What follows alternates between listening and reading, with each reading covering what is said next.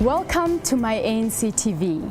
My name is Atikeleba, and this is Final Walk to Freedom, where we celebrate the life of one of the world's greatest icons and father of the nation, Utatu Nelson Rolihlahla Mandela. All of the world's eyes have been glued to this momentous occasion as global leaders come to the country to celebrate and pay tribute to the former president of the Republic. Amongst them was the President, His Excellency Jacob Gedleyihlekisa Zuma, who gave the keynote address. Let's hear what he had to say. Mama Graça Machel, Mama Winnie Madikizela Mandela, and the entire Mandela family, and Nabateam Bepele, Your Excellencies, Heads of State and Government, Your Excellencies, former Heads of State and Government, Deputy Presidents and representatives of governments, heads of international organizations in all regions of the world, Your Majesties, Your Royal Highnesses, traditional leaders, religious leaders, the leadership of the ANC and the alliance partners, leaders of fraternal political organizations in Africa and abroad, representatives of political parties, activists of the former anti-apartheid movement, the diplomatic corps, eminent persons, friends of South Africa from all over the world, fellow South Africans, Sanbonani, good day.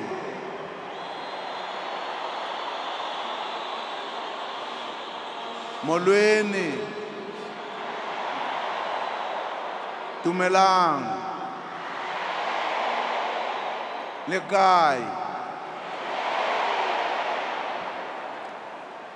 South Africans sing a popular freedom song about former President Nelson Mandela. We sing that he is one of a kind, that there is no one quite like him. Nelson Mandela, akakho ofana naye.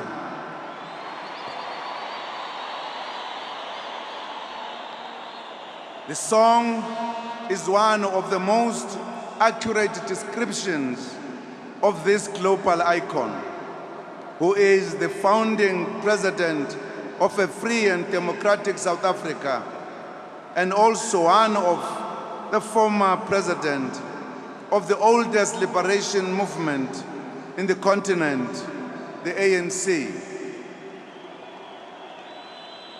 His passing has marked an unprecedented outpouring of grief across the world. Yet, it is grief tinged with admiration, and celebration. Everyone has had a Mandela moment when this world icon has touched their lives. Let us begin by thanking all heads of states and government, international delegations present here today. We also extend our deepest gratitude for the messages of condolences that we continue to receive. The Mandela family, the South African people, and the African continent as a whole feel stronger today because we are being comforted by millions throughout the world. Dear South Africans, that we are Matiba's compatriots and have lived during his time is a cause for a great celebration and enormous pride. Never before has our country celebrated a life as we are doing with that of Matiba today. We do not call Matiba the father of our rainbow nation merely for political correctness or relevance. We do so because he laid a firm foundation for the South Africa of our dreams, one that is united, non-racial, non-sexist, democratic, and prosperous. We do because Matiba was a courageous leader. Courageous leaders are able to abandon their narrow concerns for bigger and all-embracing dreams, even if those dreams come at a huge cost. Matiba embodied this trait. He was a fearless freedom fighter who refused to allow the brutality of the apartheid state to stand in the way of the struggle for the liberation of his people. Being a lawyer, he understood the possible consequences of his actions, but he also knew that no unjust system could last forever. He said at the ANC Youth League conference in 1951, and I quote, "True, the struggle will be a bitter one. Leaders will be deported, imprisoned, and even shot. The government will terrorize the people and their leaders in an effort to hold the forward march. Ordinary forms of organization will be rendered impossible, but the spirit of the people cannot be crushed until full victory is won." Unquote. The struggle became Matiba's life. He was at the forefront of the radical change in the ANC in the 1940s, advancing the long walk to freedom. He became a volunteer-in-chief during the Defiance campaign in the early 1950s and became the first commander-in-chief of the ANC's armed wing, Umkhonto weSizwe, in the early 1960s. He paid dearly for his beliefs and actions through imprisonment. He stated in 1962, and I quote, "I was made by the law a criminal, not because of what I had done, but because of what I stood for, because of what I thought, because of my conscience." Unquote. Arrested and sentenced to life imprisonment during the Rivonia trial later in 1964, he never lost his fighting spirit. For 27 years, the South African people spoke about him in harsh tones out of fear. In fact, if the apartheid government had its way, they would have been burned even from thinking about Madiba. But the powerful name of Nelson Mandela lived on. He continued to inspire our people every single day from inside prison walls. He demonstrated unique leadership in spite and starting negotiations with the enemy whilst in prison. He also negotiated for the release of his fellow political prisoners first, before his own release. His release from Victor Verster prison on the 11th of February 1990 was one of the most remarkable and moving moments in the world history. The world came to a standstill, watching this tall, imposing figure walking out into a world he had left behind 27 years before. The enormous emotions and feelings we felt on that day are difficult to express in human language. A downtrodden people who had been dehumanized and made to feel like pariahs in the land of their birth suddenly saw signs that freedom would be attained in their lifetime. South Africa needed a leader like Madiba to help us through a difficult transition from apartheid to a free democratic society. In the bumpy road to our historic first free and fair elections, there are many times that he brought our nation back from the brink of catastrophe. The massacre at Boipatong in 1992 and the killing of the popular leader of our people, Chris Hani, in 1993 are some of the occasions when our country faltered in its long walk to freedom, when we stared into the heart of darkness. It is at this time that Madiba restored a sense of calm and the purpose and brought us back on the road to freedom.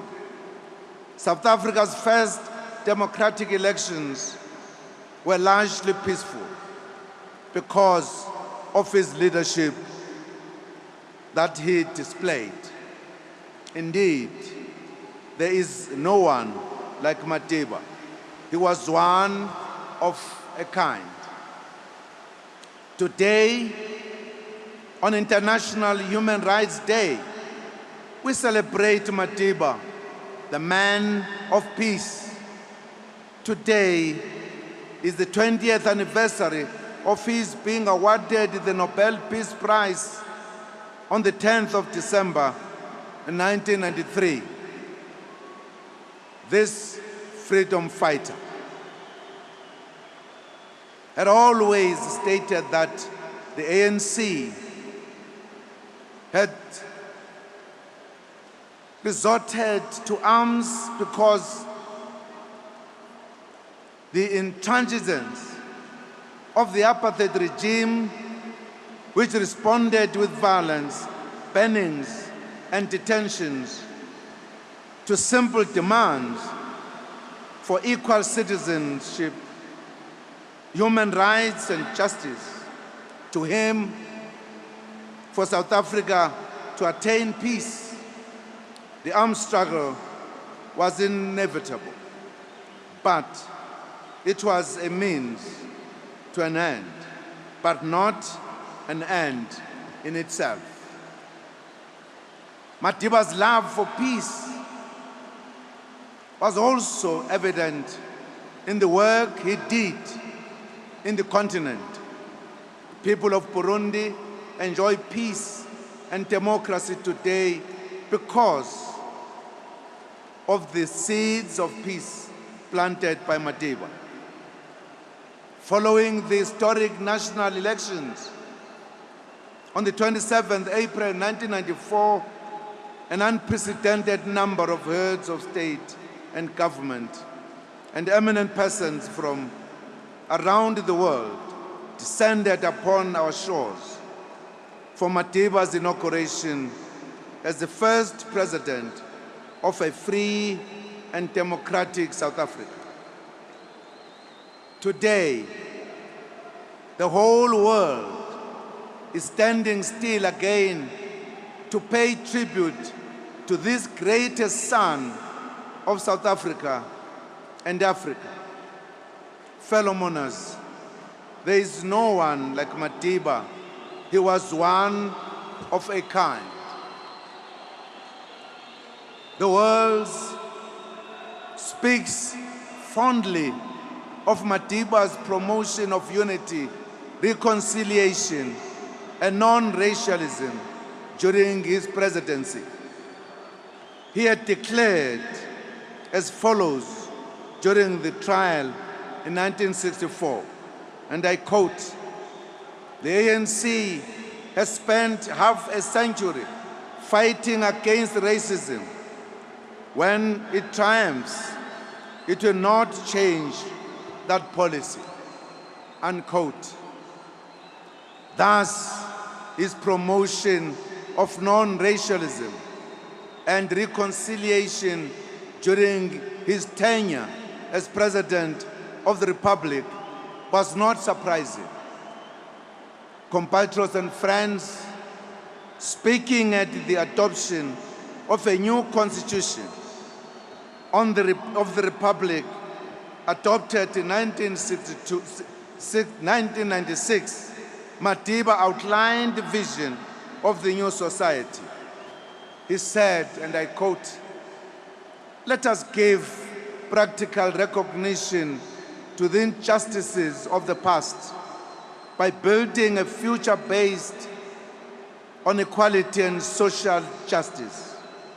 Let us nurture our national unity by recognizing with respect and joy the languages, cultures, and religions of South Africa in all their diversity. Let tolerance for one another's view create the peaceful conditions which give space for the best in all of us to find expression and to flourish. Above all, let us work together in striving to banish homelessness, illiteracy, hunger, and disease," unquote. With the magnitude of challenges facing the young South Africa in mind, Madiba set about uniting the nation. He carefully managed the anger and frustration of both the oppressors and the oppressed, and reminded us of our common humanity that transcended racial boundaries. He also managed both the fears of the minority and the high expectations and impatience of the majority. He told us that the promises of democracy would not be met overnight, and that the fears of the few would not be allowed to derail the new one freedom. We all agreed with him, as Madiba never hesitated to speak his mind when it was necessary to do so, regardless of how uncomfortable the words may be to recipients. Many leaders, some of whom are present here, have experienced his sharp tongue. Realizing the power of sport to conquer prejudice, former President Mandela embraced South Africa's 1995 Rugby World Cup ambitions, donning the Springbok jersey at a time when it was much marginalized by the majority of the population. This would be a hallmark of his presidency. Our sports teams yearned for the Madiba magic that his visit would bring each time they faced formidable opponents.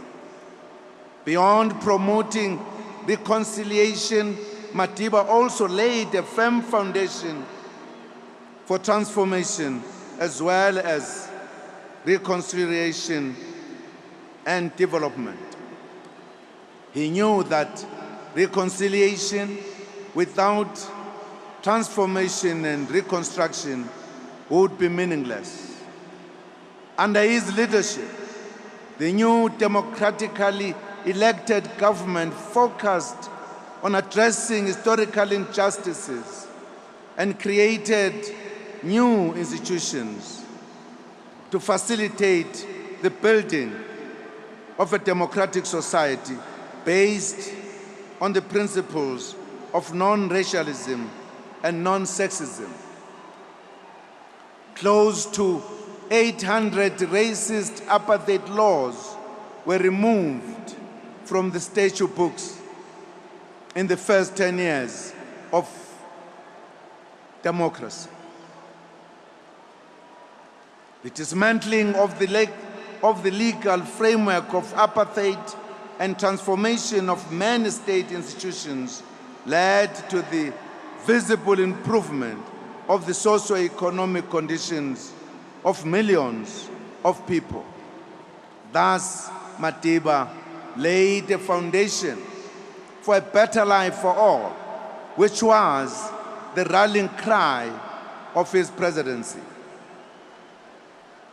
Madiba also laid the foundation for our country's now successful fight against one of the greatest scourges of our time, that of HIV and AIDS, while still in office and during his retirement.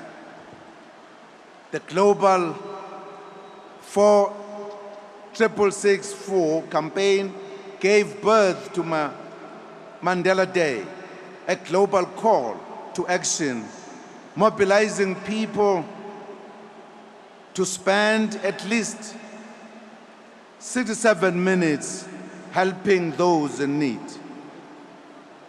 In November 2009, the United Nations General Assembly declared the 18th of July as Nelson Mandela International Day.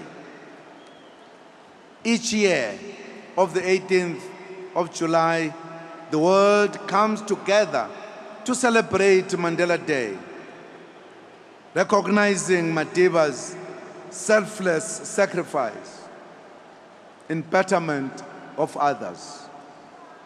Indeed, Madiba was one of a kind. Bantu baseMzansi Afrika silahlekela kakhulu ngobaba wesizwe utata uMadiba. Siyazi futhi besimthanda kakhulu, namanje samthanda kakhulu futhi. Leli qhawe libekile induku ebandla. Sikhumbula namhlanjena leli volunteer elikhulu lika Khongolose. Sikhumbula umkhuzi uqala wamabutho omkhonto wesizwe. Sikhumbula iqhawe elazinikezela ladela ukufa emba ukuze likhulu labantu bakubo.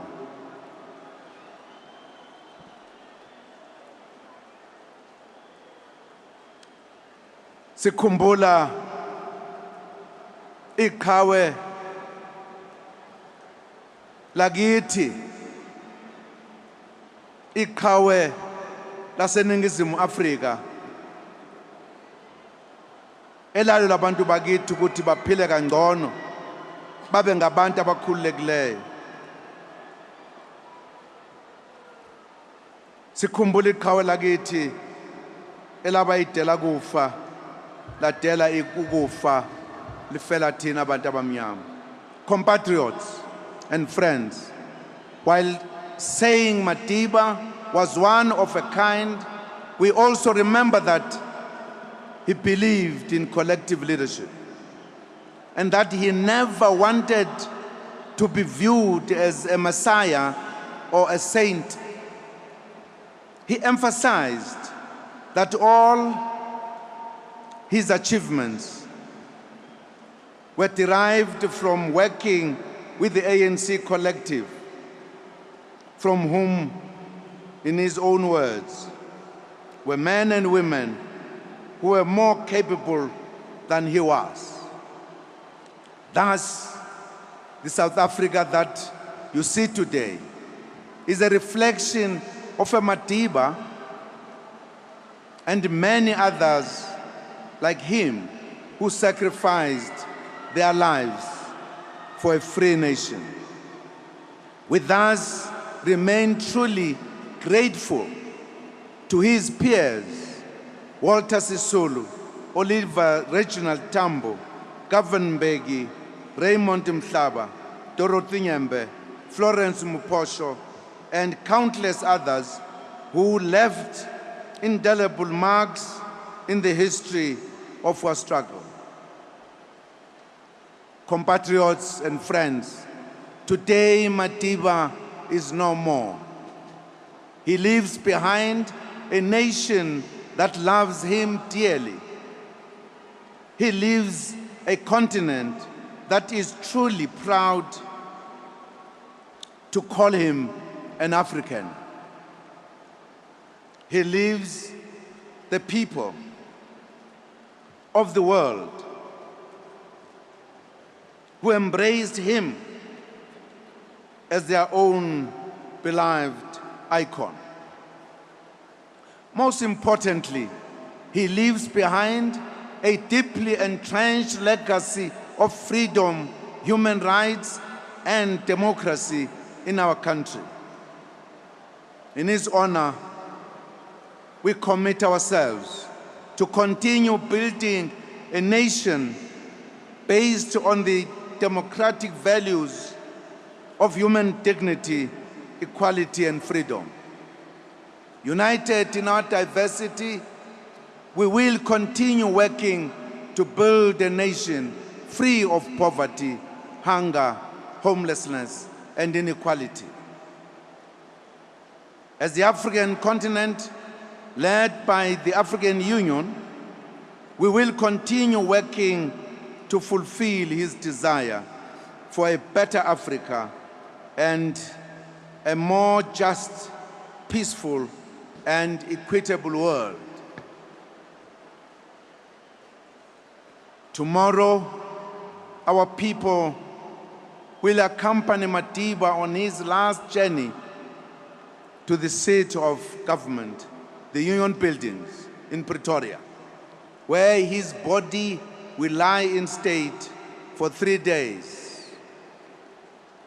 I have the honor today to announce that the Union Buildings Amphitheater, where Madiba was inaugurated as president in 1994, and where his body will lie in state, will, with effect from today be called the Nelson Mandela Amphitheatre.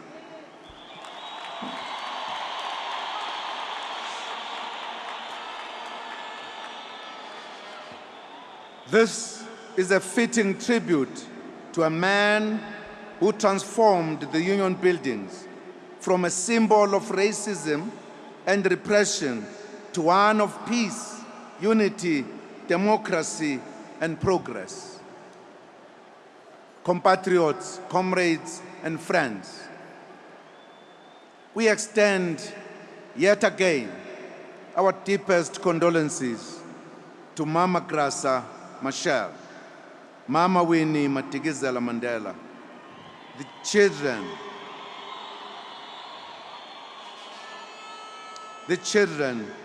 the grandchildren, the great-grandchildren, and the entire extended family. Nakubathembu bonke oDlomo oMadiba. Our father Madiba has run a good race. He declared in his own words in 1994, he said, and I quote, "Death is something inevitable. When a man has done what he considers to be his duty to his people and his country, he can rest in peace. I believe I've made that effort. And that is, therefore, why I will sleep for eternity." Unquote. Lala ngoxolo Madiba, qhawe lamaqhawe.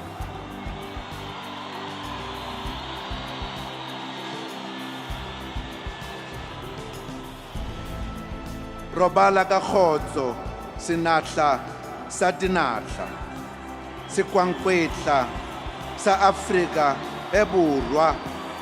Rest in peace, our father and our hero. Thank you very much.